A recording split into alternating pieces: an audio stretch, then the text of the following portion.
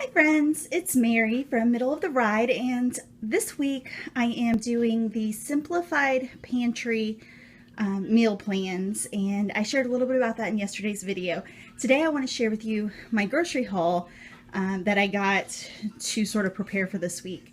So I didn't buy everything on the list, and that is for two reasons. One, I really need to declutter my pantry, and I want to try to do that before I go full course on stocking my pantry with the newer items. And two, we're going on a vacation in a few weeks, and I didn't want to have a lot of extra food that we wouldn't be eating. But this is, so what I did was I made the meal plan and just sort of went through and listed the things that I would need from the list. So I think pretty much everything I bought was on the list. There may be one or two things that I got that's more tailored to our family, but I tried to stick to it so that I could give you guys a really good picture of what Simplified Pantries and cooking from it and shopping from it is like. I did go to Aldi's today, and I spent about $55 on all of this. I found everything except they didn't have Worcestershire sauce, and they also were out of frozen broccoli for some reason, so I wasn't able to get either of those, but I think I can make the meal plan work without those, which is nice. And it's nice that I could get almost everything at Aldi's because I do prefer shopping there if I'm able to. So what I got, just going to go through this kind of quickly. I got baby carrots. Those are going to be for a side dish. I got cucumbers. This wasn't on the list, but we do use this like as a side with wraps and sandwiches, and my hubby also really loves cucumber water. So I went ahead and picked up some of that. Celery, that's going to be an ingredient. Green peppers is going to be an ingredient. Bananas, we snack on these, and it's also an ingredient. Eggs go in a lot of things in this meal plan, so it's nice to think that I'll actually use up a whole dozen of eggs.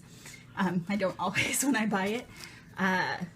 Milk, juice for smoothies and drinking.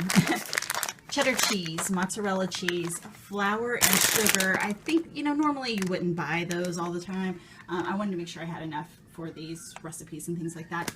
Oats for baked oatmeal and granola. Elbow macaroni, egg noodles, red potatoes. I think I'm going to make hash with those. I'm hoping red potatoes work well for hash. Honestly, I'm so not a cooking expert by any means, so if anybody knows if that would be any issue, please let me know. Okay, I got this already cooked and sliced ham. I'm going to use it in